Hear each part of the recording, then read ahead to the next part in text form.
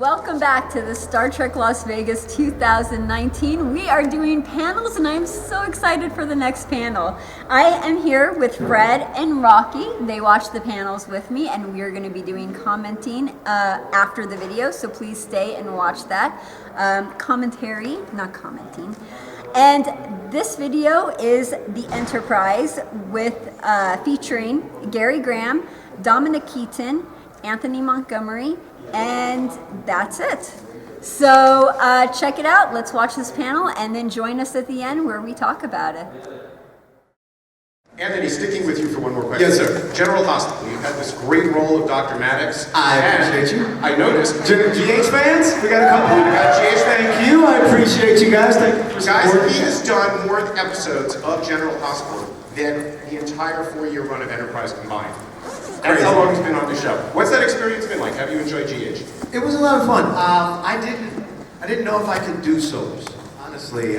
Because I would audition and feel like I was never getting callbacks. So just the fact that I was even able to get on the show, I did my very best, and thank God that, well, I can't say thank God, but by the grace of God, we'll say, I was nominated for an Emmy, so I'll be Emmy nominee for my whole career. Well, you're the next one actor, so you Well, yeah, but there's a lot of great actors on soaps that don't get nominated. Like one of the guys that I was up against last year had been doing soaps for 31 years. And that was his first time ever getting invited to the dance, as they say. And so he was kind of looking at me like, you young whippersnapper. You've only been on the show 2 years and you've already gotten a nomination. But it's a blessing. So thank you guys, all the GH fans, thank you guys for supporting. And then Dominic, you've got Once Upon a Time in London and Amsterdam Secrets. AMS Secrets is what IMDb calls it. That's right. What is it? What do you play? So in that one, I play the bank manager of the young man that embezzles 50 grand on a Friday night from the bank, and then ends up in a. Well, I don't want to spoil it. Actually, I should keep my mouth shut. But he ends up in Amsterdam in a rather. It's a brothel, you can sing. That's a different one. That's Once Upon a Time in London. I played the owner of the whorehouse that all the gangsters frequent, which was a lot of fun shooting, I can tell you. Typecasting. Surrounded by Totty for 2 weeks. Amsterdam Secrets. I think this film could blow up. We'll see. The young producer guy that put it together is very smart, and we just had an amazing little trip, a pre-release promotional thing. He persuaded the Keating Gardens, the tulip fair in Amsterdam, to make a hybrid tulip in the name of the movie. And they unveiled it for us back in spring. And they flew us over to Amsterdam for 3-4 days, and it was fantastic. We drank boatloads of, do you know there's such a thing as tulip vodka? What is it? Tulip, made of the tulip bulbs. And yeah, we drank quite a lot of that. And because it's a horror film, the tulip is white with streaks of red through it. It's rather pretty. That's cool. So that's coming out probably before Christmas. And Sir Derek Jacobi is in this, correct? He is. Did you work with him? I did not. No, I did meet him briefly, but we didn't have scenes together. But we have something in common. I'm one of 4 actors in the whole of human history who have recorded the Iliad. And he's one of the other ones. And the other 2s are no names. So That's my brother. Now leave him alone, that's my family. anyway, I went up to him, I told him, I said, we have something in common. He looked at me furtively. They're not that. Anyway, and I told him, so eat your heart out. And then how was doing the Iliad? I listened to that, the whole production. It was great. What was it like to do Homer? It was amazing. It was, I just read another book, which really, I thought the Iliad was the toughest thing I'd ever done in my acting career. It's 18,500 lines. I did it in 10 days, and it was an Everest to climb. The young producer guy at the end, I mean, I cried at the end, and then drank half a bottle of scotch downstairs. But I just read, do you know this book called The Labyrinths by Jorge what's his name? Do you know The Labyrinths? What's his name? Jorge Luis want to say Buñuel, but it's not. He's an Argentinian academic who's passed away. This was, without doubt, the toughest thing I've ever read in my life. I thought, you know, the Iliad's the Iliad. That book 2 of all the boats, the captains and all the Greek names, and they're going to the islands, from this island to that island, in the boat, they're all Greek, it's just endless Greek names. I had to do 10 lines of that every morning for 10 days. There was no way I could get through that entire book in one stretch. It was going to kill me. And but it was a hell of a thing, and quite proud of it. And Gary, your band, Sons of Kirk, had a very successful Kickstarter campaign to raise money for an album with videos. Give us the update. What are we going to hear? When are we going to hear? When are we going to see things? Well, I keep pushing and pressing, but I'm working with musicians, and it's a lot like herding cats, of course. And they keep swarming away. I get them cornered. I get them mic'd. I get it equalized. I get everything ready to go. And they're out the window and they're down the hall and squirrel and all that. So that's my psychosis on a daily basis. Been holding it together though, don't you think? I've been kind of keeping it together. I look relatively sane. Well, I've been driven to the edge of madness, but we should get it out probably in 2 or 3 months. Very cool. So hopefully we'll have it done. And then I gotta say, it's a lot of these people out there who helped fund this. How appreciative are you to the fans for raising the money to get this done? Meet me backstage afterwards. I will show you Just how appreciative. how appreciative I am. How much does it cost?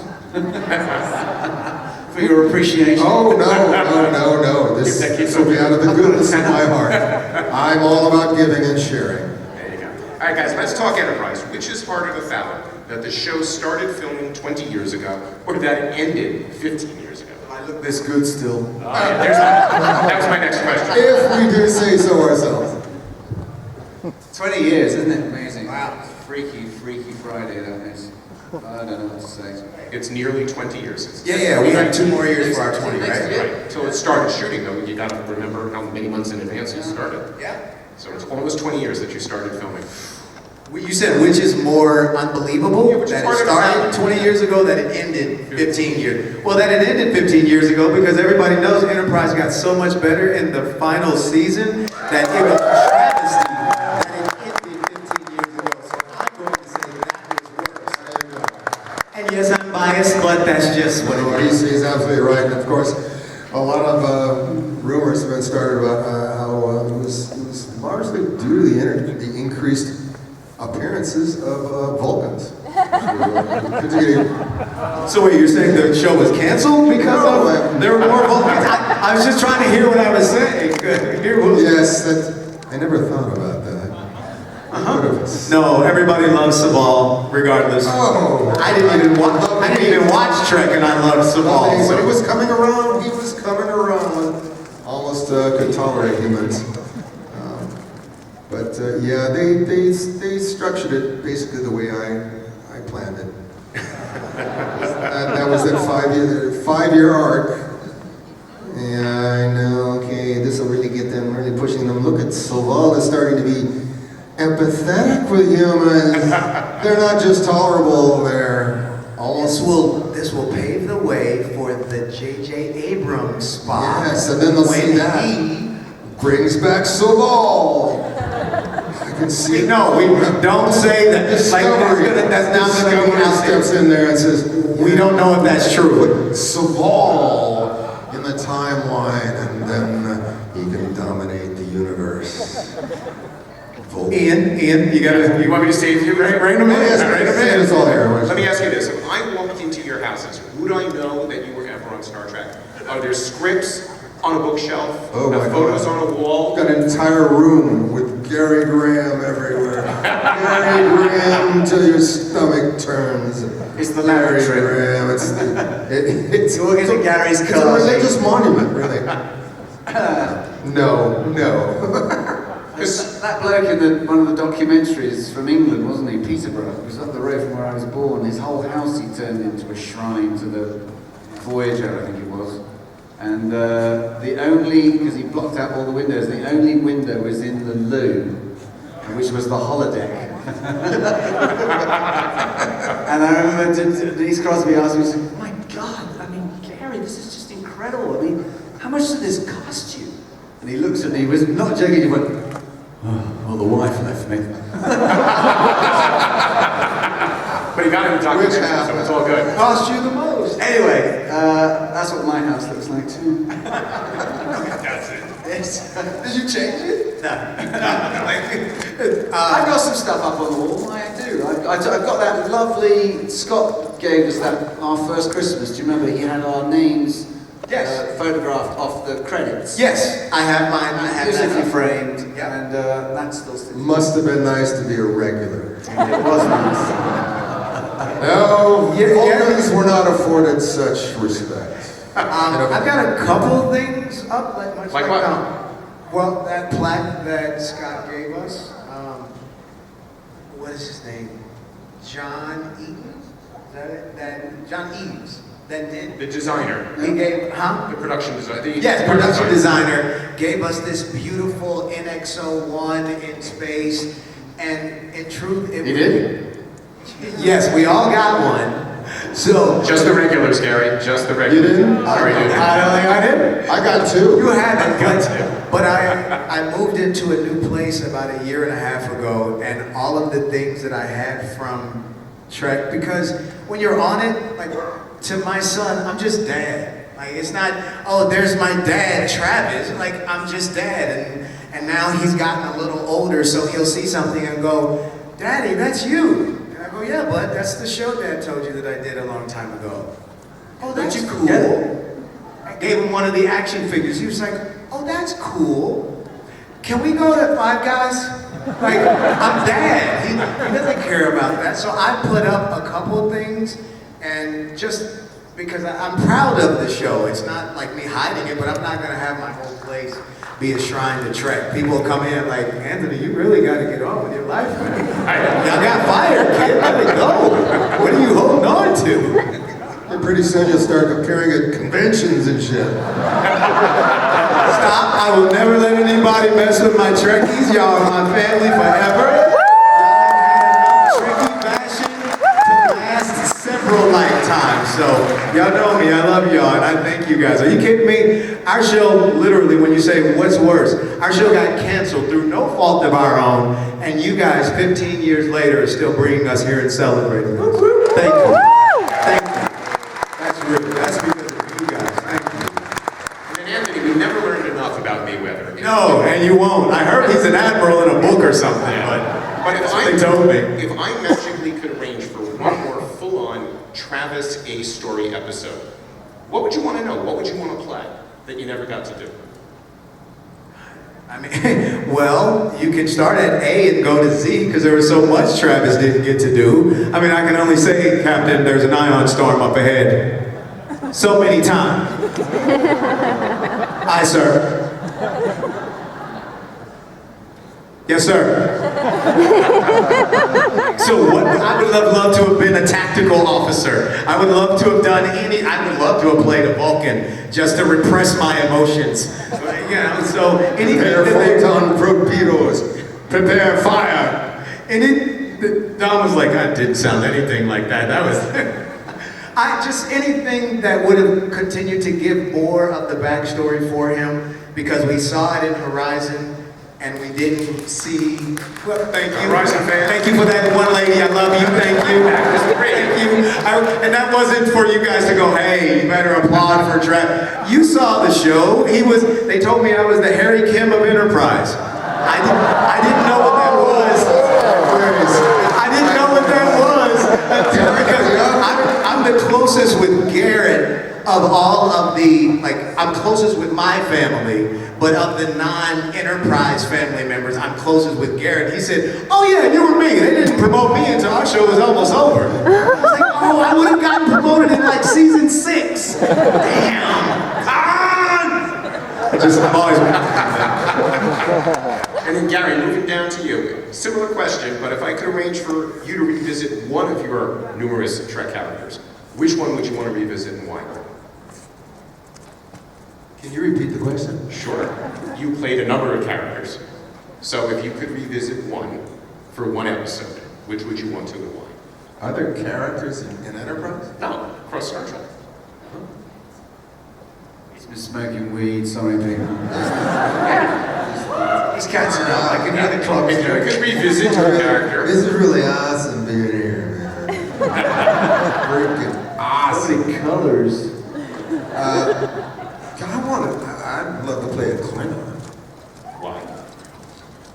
Just because Klingons are the most unrestrained beast ever imagined. They know it's all testosterone fueled and just every bit of your energy just directed in one particular focal point of hatred and fire. You got the job. Yeah, you're hired. Hired. Kerplunk.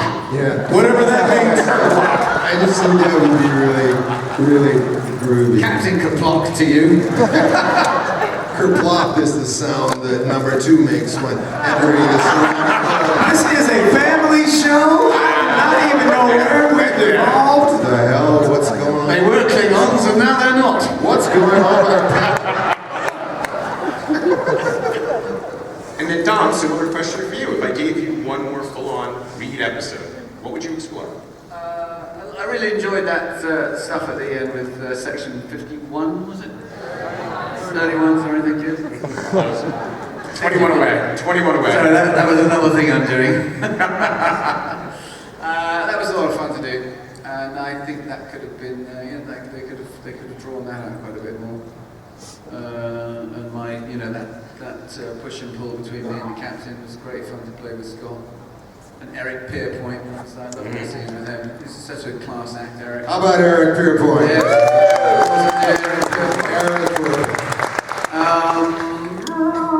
And then, of course, ultimately, Malcolm would have been captain. Of course. But not before Travis. And then when fight each other for it, yeah. it's Savol. Guys, I want to open this up for questions. Do we have any questions? No, wait, yeah, we got one over here. One? There we go. Oh, hello. Hello? Lieutenant Reed, the transporter is malfunctioning. I was going to say, look at you, fruits and vegetables only.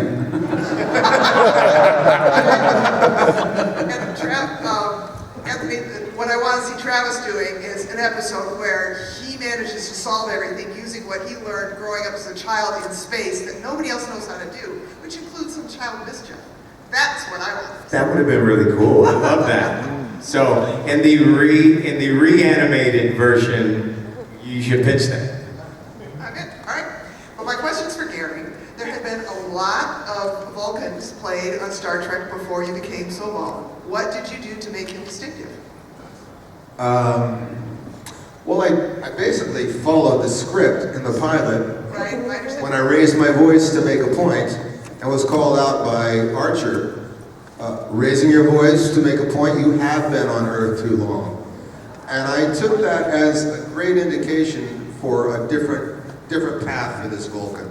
He's been on Earth too long. He's starting to adapt some annoying human habits of raising his voice and speaking out loud and being a little less guarded in his emotional restraint and from his frustration of having to deal with humans and just losing his training, losing his practice, losing the essence of what the Vulcan culture has come up with. And that's what kind of led me in that role, and I was really happy to take that different kind of slant for a Vulcan. Thank you. Thank you. Let's go to the left over here. Yeah, swap. What you got?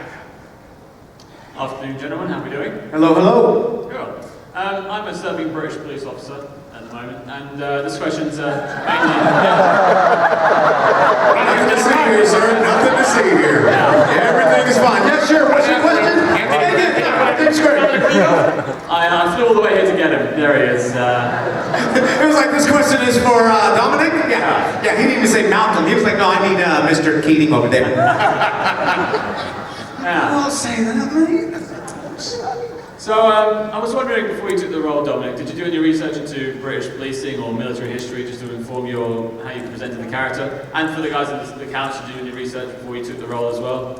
As a younger man, young lad, I was a very keen officer cadet in my school, what do you call it, officer cadet training thing.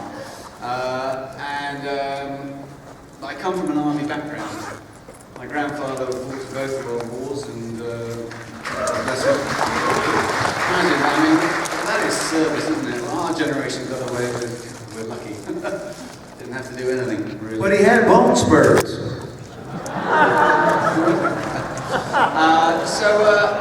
You guys know. Yeah, y'all know what I'm talking about. You said that this. Oh, no. Yeah, he got away with it because he had bone spurs. Don't. Bone spurs, yeah.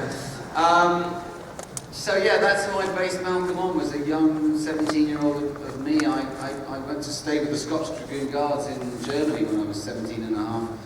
I've told this story before. For 7 weeks I was there.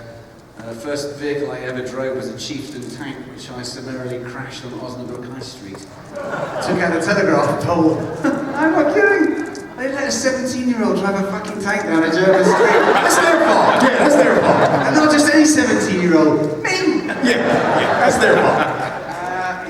These two levers, and they just went, oh god! You know, I had to take the brake, and I hit the accelerator. It's like an old guy in Florida. Took out the pole, made the Osnabrück the local paper. Yeah. Anyway, short answer to, so I came back from that experience. I loved all the, what should we say, the cowboys and Indians of it, and the shooting. We shot machine guns and blah, blah, blah. I loved all that. But I did look around the world of that regiment and thought, I just couldn't do a life here. And it was tough telling my mum when I came home, I don't think this is for me, mate. And I realized then I was going to be a lawyer. I realized really I just wanted to be an actor playing soldiers and lawyers, and I finally made the right choice. So, Absolutely. Good choice. Great question, thank you. Let's go to the right. Hi. With all of the life lessons and morals that are taught in most TV shows and yours too, did that affect any of your personal lives or how you dealt with things or just how you lived your life in general? well, I always, Scott Bakula, God bless him, was whenever I am about to take the low ground, I think of Scott. What would Scott Bakula do here? So, and try and act accordingly. Yeah, what a gent. That is true. Everybody who worked with Scott, I think we can agree on one thing. Scott was really a man of particular integrity, and you just felt his strength always on the set, and like very few productions ever been, because production draws a lot from the leader of the cast of the head. And Scott was just a wonderful example of strength and resolve and integrity. And plus, he could crack us up with a fart joke or something, just at a moment's notice. He was loose and easy, and he sort of encouraged a very relaxed atmosphere on the set, and it lent itself to relaxation and trying things and doing what we were trained to do, which is play act, and do it with full commitment, and a lot of that credit goes to Scott. Absolutely. Big round of applause, Scott. And I don't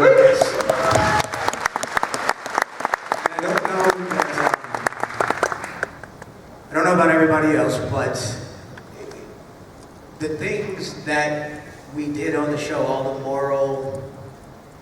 the moral compass that our show and all of the shows have always had, I try to live my life that way anyway, where all of us are not perfect, none of us are perfect, we all fall short of the grace of God, so I've done my dumb things in my past, but I try to be a positive person. So for me, I felt like it was more, I was supposed to be a part of the Star Trek franchise, because coming from Indiana, I just came out to get an audition.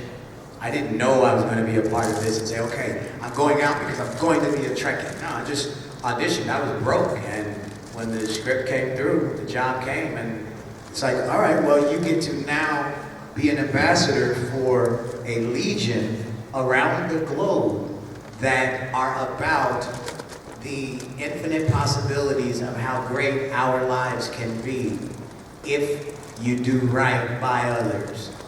Simplifying it, I know it's not as simple as that, but it's really that simple. If I do right by you, then you'll do right by me, and my life is going to go well. So I feel like we all have tried to live positive in that way, and just knowing we're stepping into what Gene Roddenberry created. Great question. Thank you. Over here? Yes, yes. I know you. Hi guys, good to see you. Hey, we know you too, hey. Hello, good to see you all. So I love that you guys were talking about books earlier because I work for the public library. Awesome. So I'm curious, what is one book you think everyone should read? The Alchemist. The Alchemist, Paulo Coelho. Love that book. I give it as gifts because it takes you on a journey that you realize you were already set for. If you haven't read it, get it. It's really fantastic. The Alchemist. Gary, you got one? Don? Yeah. Microphone. Sorry, yes, no, I read a lot. I'm just trying to think what I've read lately. Dom literally is an avid reader, so him thinking about this, like, this is going to I be just fun. read that was good. Did you read The Miniaturist is rather lovely, that story set in Holland. That's worth a read. One of my all-time favourites is that lovely book Middlesex. Do you know Middlesex by Jeffrey Eugenides? I think that's a modern American classic. And never more pertinent than in today's, new world of, LBGTQ. Did I get that right? I never know if I get those initials right. So that's a lovely book, The Middlesex. There's a lovely book called Arthur and George, which weaves this tale together of Sir Arthur Conan Doyle, who actually helped this poor, hapless Indian gentleman, East Indian gentleman, who was accused of killing livestock in the north of England. And it's a true story. And it's it's really cleverly done. It becomes a Sherlock Holmes story, but in real life, with the real author as the central character with this East Indian guy. It's fabulous. That always stuck with me. Anyway. One of my favorite books growing up was To Kill a Mockingbird. And they made a quite a wonderful movie out of it, but the book is just absolutely awesome. And Sierra Sorkin's telling of it. It's on Broadway. Right? oh yeah, it's beautiful, beautiful, You ever beautiful. seen it? No? Good question. Somebody has? Thank you. Appreciate it. Thank you. Hello. Look, Hi guys, last episode Enterprise. What about it? You got Troy, you got Riker in there. Yeah, what about it? What about it? Here we go. Go ahead. Here we go. Here we go, okay. Question is, I'm going to drink my water. how is it working with Jonathan and Marina? I know Scott had his feelings, but how did you guys feel about it? I love working with I Jonathan. love Marina too. No, see, I think people take this the wrong way. We love Jonathan and Marina. This had nothing to do with them. It wasn't, I didn't want to work with them because they shouldn't have been there. They shouldn't have been there because they didn't need to be there. The But device we to get loved them in was them. clunky, wasn't it? Yeah. It was the last, But they were wrapping up 16, 17 years of their tenure of the show, and I didn't think it was completely, mind you, I didn't know Scott was bent out of shape until we did that 10-year reunion thing at CBS, and he actually just came out and said it, that it ticked him off. But at the time, it didn't worry me that much, to be honest. And one of that scene I shot with Jonathan in the galley was one of the funnest days I ever had. He was hilarious. We shot on the shuttle pod. Yeah. Jonathan is awesome. That's my man. He's a So funny much man and an actor's actor. I always tell this story. We were at some convention in England one time, and I went into the green room to have lunch, and there were all these young Turk actors all just flown in from Toronto and Vancouver off their fucking vampire shows. all cheaped and good looking and bitches. I'm sitting there, He's not bitter. I'm sitting there eating my lunch, and then they all sort of petered off, and suddenly the room was empty. And there was one of those trestle tables on the other side of the room. There was suddenly this rustling underneath, and Jonathan Frakes came up from underneath. I went, "Oh, hey, Don. All those assholes gone now?"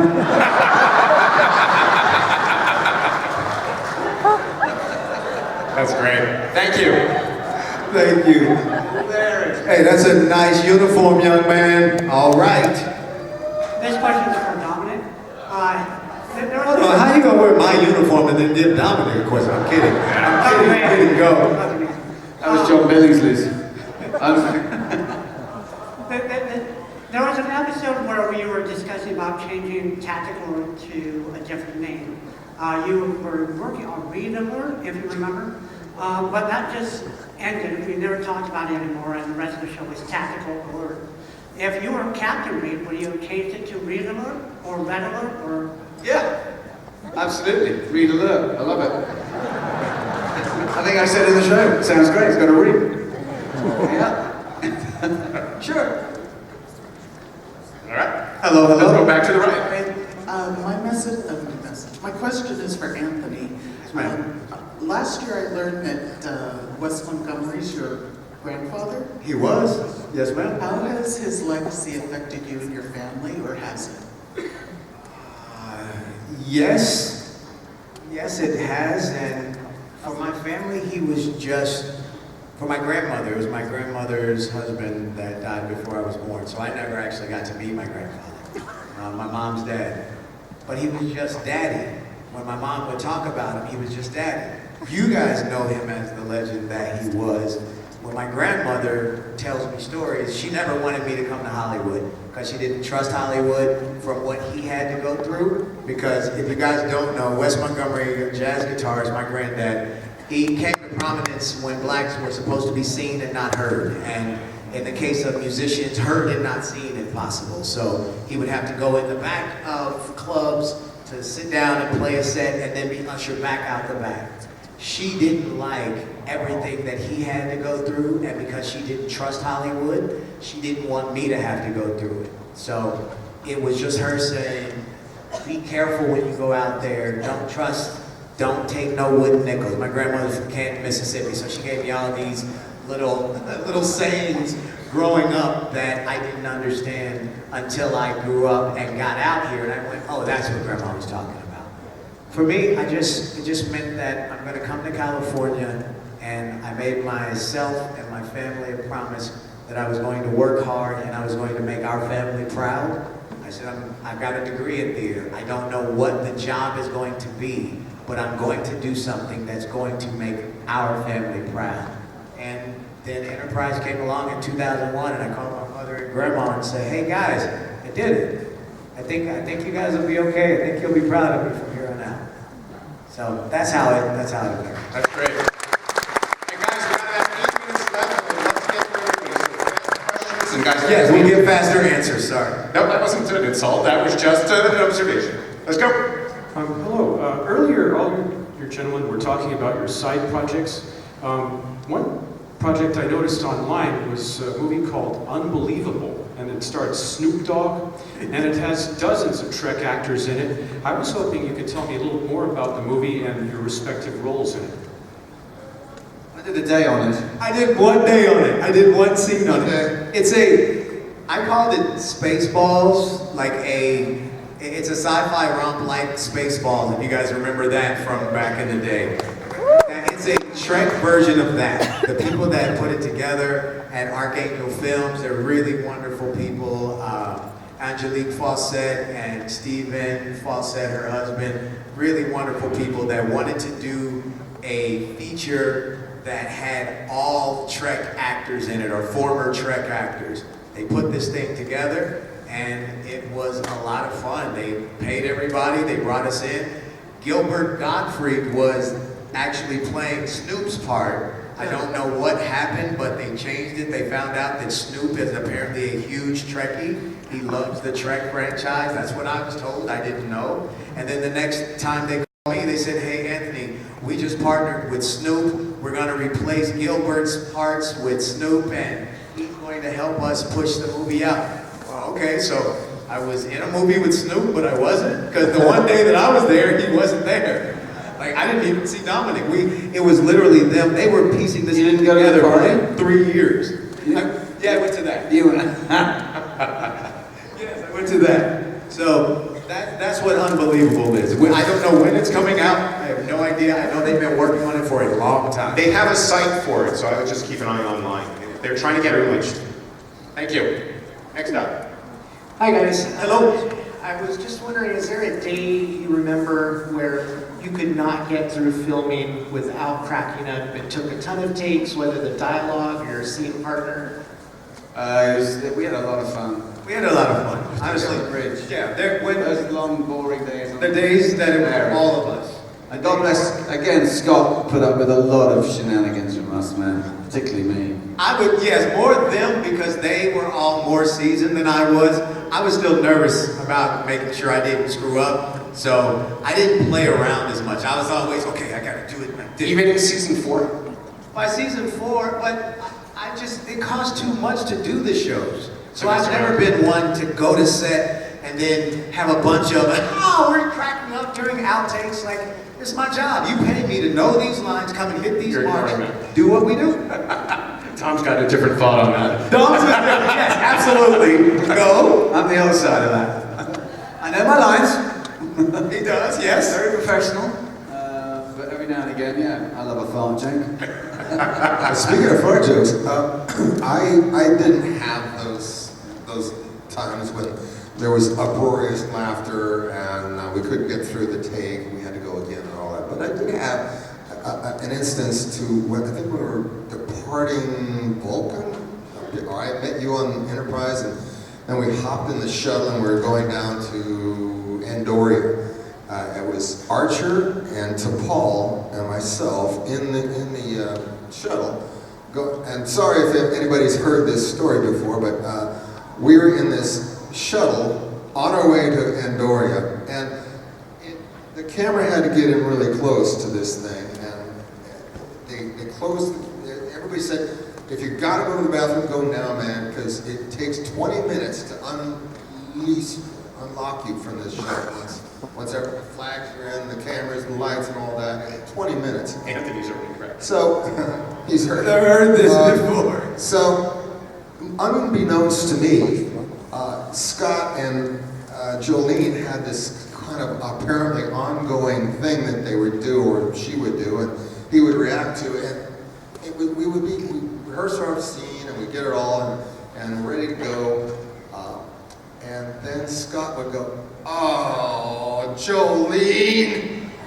And I'm not knowing what they're talking about. She's just kind of in the corner, just, what? And that's when it wafted to me the most god-awful scent I'd ever smelled in my life. And it was, yes, it was Slab Killer. Jolene had apparently unleashed a photon bomb. And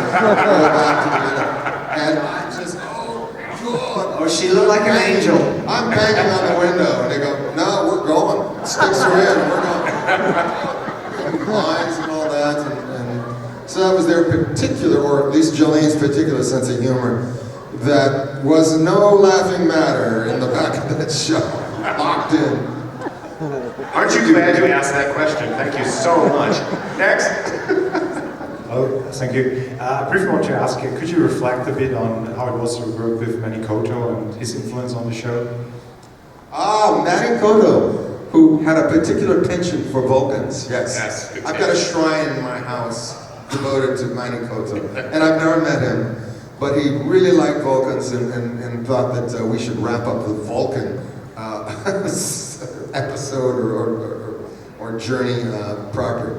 And so I subsequently got a lot to do. God bless. He was a good man, very talented writer. We appreciate it, man. His career bears witness. But I remember reading that first script he wrote in season 3 and thinking, this is good. Fantastic. I rang the writer's office and went, who's this Manny Koto bloke? Yeah, God bless him. Yeah. It's a shame because they gave him the reins at the end, and God God knows he ran with it. Yep. And no disrespect to Brandon, because 16, 17 years of that variation of the theme is no mean feat. But Manny, fresh blood. It's a shame. He should have been given at least 2-3 seasons more. But had he done that, then you guys would still be stuck with us. We probably would have gone 7. We would have done movies and all kinds of stuff. So. Yeah. And we've got 2 questions left. Let's get him in. Go. I have a question for Dominic. Do you think that your mayor counterpart, do you think that he lived or that he died? Because they left it kind of hanging there. God, I never thought about it. I love playing the bad ass, Malcolm.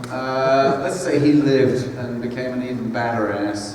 There you go. That's the answer. Good answer. Thank you. Last one. Let's get in one more. Right there. There's somebody hiding behind Two Dominic, more. again, I was curious about the Mako rivalry that you had on the show with the Makos, and because it seemed like way over the top, and I was curious what you thought about it, how it was pitched to you, that kind of thing. Over the top, okay. I've not thought of it quite so, I thought it was pretty fun, and the dynamic between me and Steve Cult was great, and that fight was pretty fucking amazing, if I say so myself. Is that Harbinger? We came in second that year to, at the Stunt Association's Fight Awards. We lost out to the fight in the first Bourne Identity film. So, Well, you have to lose. over the top, I'll You take have it. to lose There to you that. go. Thank you. Last question, everybody. Make it a good one. No pressure. Don't screw this up. You got it. Come on. It's all you. You can do it. My question is mostly for Dom, but hey, anyone can go in. I'm sorry. Yeah. Thanks, guys. Ladies and gentlemen, Anthony Montgomery and Gary Graham. Tom, come on, baby. Let's do it. Peel me a grape. What's your question? Okay, so there's about a century of time between the Enterprise series and current Discovery that's going on right now to them. And I was wondering in terms I thought you really let. Keep talking. Yeah, there's a flood warning on my phone for some reason. I was going to ask whether you think it might be a record, not necessarily a cameo, but any honorable mention of you or dishonorable mention. Well, no one at my agency's heard anything yet, so as far as I'm aware, no, I don't think so. But you never know, one lives in hope. We thought we were all going to get jobs on Discovery, didn't we? Brian, what's his name, was running that show initially. Brian Fuller. Yeah, Brian Fuller, and then he wasn't. Yeah, we all, you wrote that supper, weren't you? No, nobody told me. See, that's how much they didn't care about Travis. They didn't even want him to come to Discovery. You know, the two That's all right. That's all right. The 2 saddest words in Hollywood. What party? Everybody. And on that note, everybody, ladies and gentlemen, give it up for Dominic.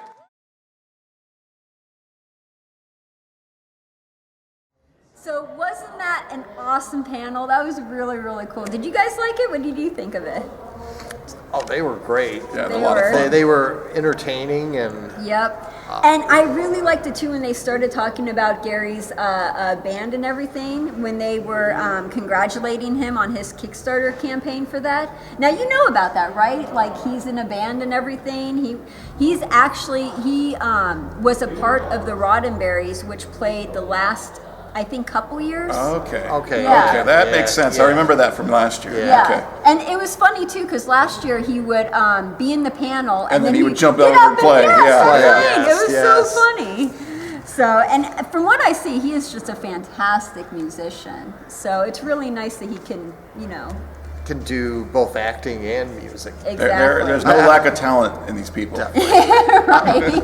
I love some of his commentary about what it takes to run a band. Yes. Like, what was that bit about hurting yes, cats? he was trying to hurt cats. Exactly. That was hilarious. And from most of the musicians that I know, that's totally accurate.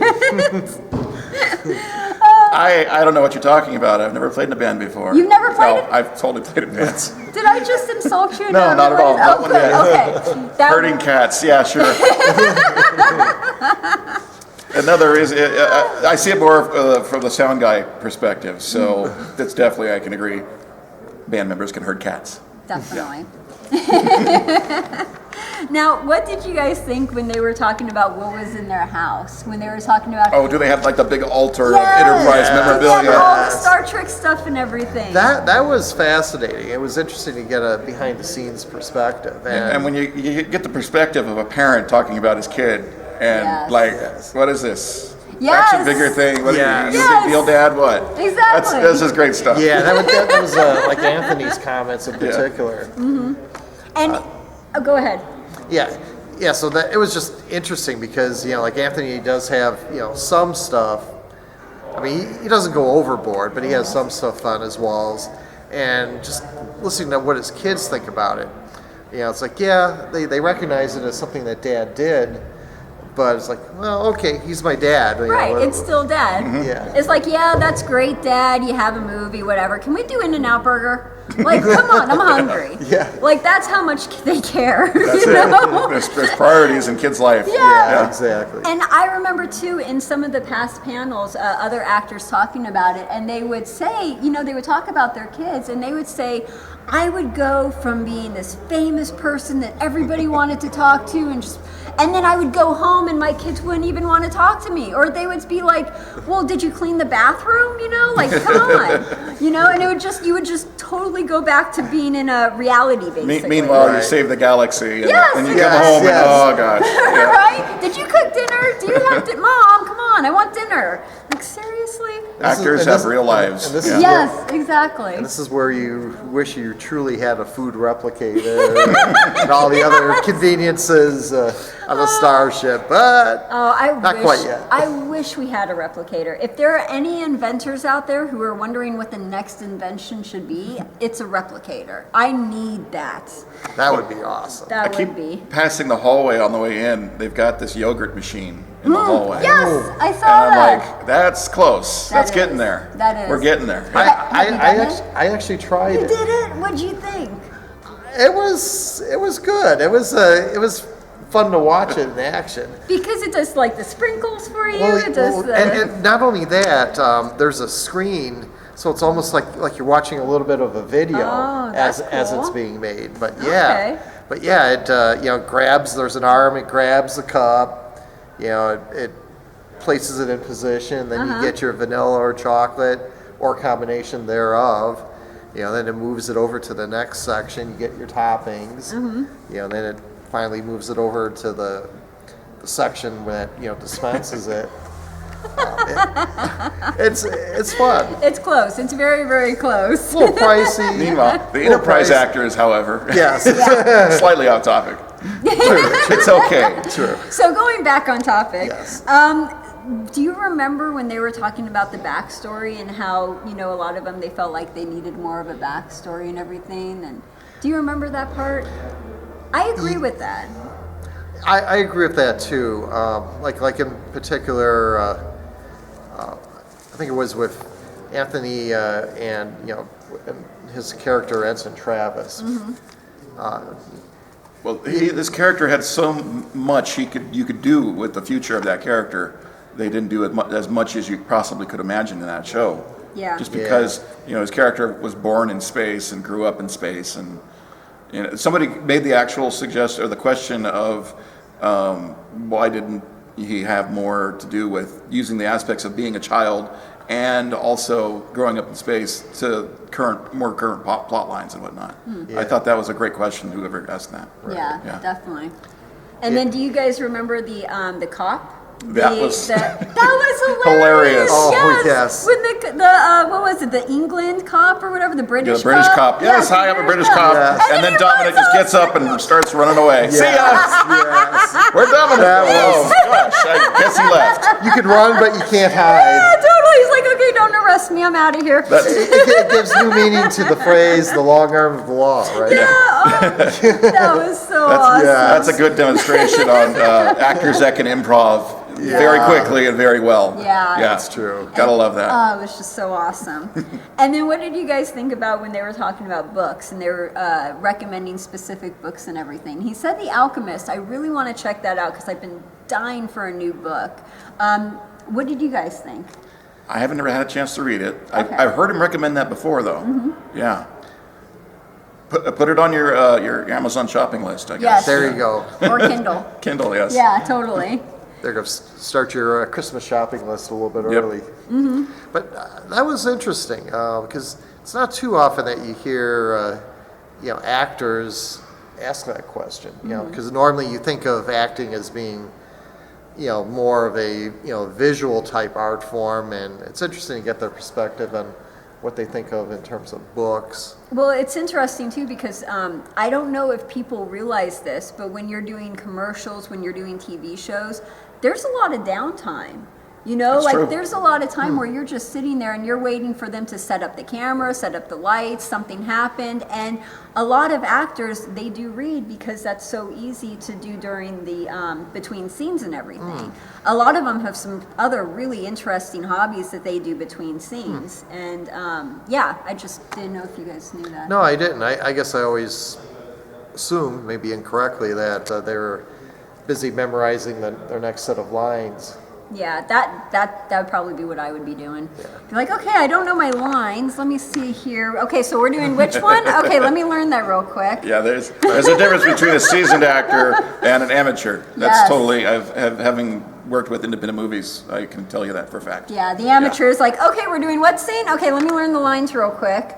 The seasoned actor, they actually go home and they're like, okay, what subtleties am I going to do? How am I going to look? Yeah, you'll see their scripts will have notes written on the sides of them Yes. because they've gone through it just like any school kid and Exactly. put all the questions and answers down there. And also, too, if the script doesn't provide a backstory, some actors will give themselves a backstory just so they know where they came from and they have something to work Yeah, with. if the show doesn't have the quote-unquote Bible written, they kind Right. of have to make it up and make it work. That's what a lot of actors do, too, Mm-hmm. because when you're on your first season of the show, you don't have a backstory. It's true. You don't have any of that. And then the backstory only happens as the show continues. So Sometimes they evolve it with a flashback. Mm-hmm. Yep. That's true, and sometimes they'll have backstories, and it may or may not show up in an episode or the movie. Yeah, that's another thing, too. And then, what did you guys think about what happened between Bakula, Marina, and Frakes? I don't know what happened. Well, I want to hear more about this. That's See, what I wanted to one thing I ask. haven't seen yet, has Scott Bakula done these things yet? Has he done the conventions? He Yes. was Because here. I have not seen him. He was Yeah. here for the 50th. Yeah, see, I missed that one. And I so, know I yeah. have a couple panel videos for him, at Okay. least Yeah. one or two. So I'm gonna have to go and watch you on YouTube again. Yes. But that was an interesting question because, as most of you know, the controversial part of that episode was that it was essentially a holodeck episode occurring on the Enterprise. It was D. one heck of a way to end an episode Yeah, in the show. And- Because it was the show ender, right? Yeah. It was a series finale. Yeah, it was pretty weird. Yeah, and I do recall hearing that Bakula and I think the whole cast to a certain extent wasn't too happy with that. If you had to crash and burn a show, that was a great demonstration on. My personal opinion, that was a great way to destroy the show at the end. But what was interesting Yeah. about the comments today was it wasn't really a personal thing with the actors. I mean, as far as Frakes and Sirtis as people, they like them a lot. Mm-hmm. Yeah, it was Everyone has nice stuff to say about Frakes. Everyone. I mean, they're all happy with the actors as people. Yeah. It was just they weren't happy with the storyline that they were given, and I think that was an important distinction they were making. And a lot of people have obviously different opinions on the episode, but that was a good distinction that they drew. Yeah, definitely. Yeah, one thing I've listened to on some of these podcasts, you'll hear writers talk about shows that were canceled, and somebody has to come in. They're not the regular writer; they have to just come in and help them finish the show. And the drama involved in finishing a television show when half the people are gone and you're canceled and you got to save money and do all that stuff, it's hard. So it cannot possibly be easy to end a show like Enterprise. Right. I mean, in all fairness, if Enterprise had continued another season or two, this actually would have made a nice season finale, except for the part about Commander Trip dying. Yeah. I mean, if they would have... Spoiler alert. Yeah, oh yeah, by the way. Spoiler Who alert. hasn't seen Yeah. Yeah, right. Yeah, if you haven't seen it, sorry about that. I came here last year with my sister, and she hadn't seen the rest of Battlestar Galactica, and walks in on one of the panels, and the actress is up there going, "Oh yeah, so the fifth Cylon was," and my sister's like, "Ah!" It was great. Oh my god. So anyway, sorry about the spoilers. But that's another thing that made that episode very controversial. Yeah. Because especially the way they killed off the character seemed kind of haphazard. It was done just for the sake of getting rid of someone. Like rushed. Yeah, it didn't really make a whole lot of sense to the plot. But anyway, if they would have changed that, yeah, it would have been a fun season finale. Okay, so speaking of endings, now we're going to talk about Game of Thrones, right? I haven't seen any Game of Thrones. You haven't? No, really? I'm the one guy who hasn't. Sorry, I have one fault. Actually, I guess I'm not that familiar. Oh dear. Sorry. Sorry. We're fired. Sorry, Heather. Okay, moving on. Now, what did you guys think about Snoop Dogg being a Trekkie? I thought that was awesome. Oh my God! I still want to see that thing because I saw previews for that, and I'm like, "What the hell is this?" And all these Star Trek actors are in it, and then they brought it up today, and I'm like, "Oh my God, that's an actual thing." That would be fun to see. Oh, that would be totally. You want to talk about independent movies made on low budgets? That sounds like a perfect demonstration. Or you hear the actors say, "Come in," and I was there for a day, and then I was gone. And I worked with this guy. Apparently, he's in the movie, and I've never seen it. So that's classic independent movie stuff right there. Yeah. Totally. And then, wasn't that so funny with Jolene? I heard those stories. Oh my goodness. That is the best way to do it. If you are going to be in a serious scene with serious actors, farting is probably one of the funniest things. Silent but deadly. Oh, man, that's deadly. Yeah. Yeah. That Gnarly. was hilarious. You can only imagine because you figure most studios have some kind of air conditioning, but if they're in the back of a shuttle pod, it's an enclosed thing, and they got it shut down because they got the camera angles, and then the poor guys involved. And everybody's like, "Oh my God, it's not. We need air movement. Someone get a fan." Must have been devastating. It must have been. It was a barrel of laughs as long as you weren't one of the people in the shuttle. I didn't actually have to smell it. And wasn't that so funny too? It's like in the middle of the panel, and all of these flood warnings go off. Everybody's phone. Is there a place outside that they get the grasshoppers? The flood got the grasshoppers, right? The flood got the grasshoppers. I have no idea what's going on in Vegas. I'm from California. We have a river, a flood river, and it got all of the grasshoppers. Now you have a sea of grasshoppers. It really is like the apocalypse, right? I guess so. so. A sea of locusts. Yeah, I mean, that is so weird. I mean, you wouldn't think of a desert area like Las Vegas having an issue of flooding, but... Well, actually... It's flat. They have nowhere to put the water, and right? our soil is horrible. Like, our soil does not soak up the water, and because of that, it all stays above, and that's how the flash flooding is caused. Yeah, it takes so long for our soil to actually... We don't have soil. We have sand. Sand and rock and clay. That's not soil. I try to garden. That's not. Ooh. Yeah. Lots of cactuses, right? Succulents. I kill everything. I swear. Congratulations. I even kill cactuses. Oh goodness. You would think that you can't kill a cactus, but my thumb is so black that I can't even keep a cactus alive. And on that note, still off topic. I think you need to consult with Keiko O'Brien. That's definitely. true. Yeah, Yep. definitely. She was in the gardening on The Next Generation in DS9. She was a botanist. Yes. Yeah, totally. Yes. She was cool. Well, that pretty much does it for this panel. Do you guys have anything else you want to add for that panel specifically? Anything that I didn't talk about that you want to talk about? You got the flood warnings, you got the farting, you got it covered. The farting! I love that. I was laughing so hard. It was so funny. I guess the only other thing that we didn't really cover was with Dominic Keating.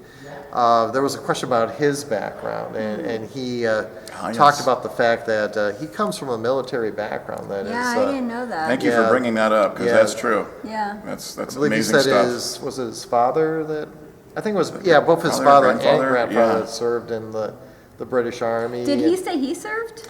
He spent, I believe he said, a year as a cadet. Remember, he talked about his, his tank driving mishap. Yes, that's what it was. They gave a 16-year-old a tank. I did not Or know that 17. before. Yes. That's you just don't put anybody in charge of a tank. Yeah. So that was. That's a recipe for disaster. Especially a 17-year-old. Yeah. I don't know. There are some 40-year-olds I wouldn't want in the tank. So we decided that that career probably isn't for him. Yeah, he made a good choice doing acting. Yes, but it gave him a little bit of insight into a more disciplined military type person, which His helped character's with his background, acting, Yeah. totally helps with that. Definitely. Well, thank you guys so much for joining me. I really appreciate it. And again, join us again for our next panel, and that is going to be really fun. This is Fred, this is Rocky, and we will see you next time. And that's Heather. And I'm Heather. Yes, I'm the chick that does the camera. Real quick. I think you were there with me, right? Someone asked me, "Oh, what's your name? How are you? Who are you?" I'm like, "Oh, I'm the chick with the camera." That's all. I didn't give them my name. And they're like, "Okay, what's your name?" "Oh, yeah, right, it's Heather. That's what I'm the chick with the camera." Okay, that's it. We'll see you later. Have a good one. Bye. So long.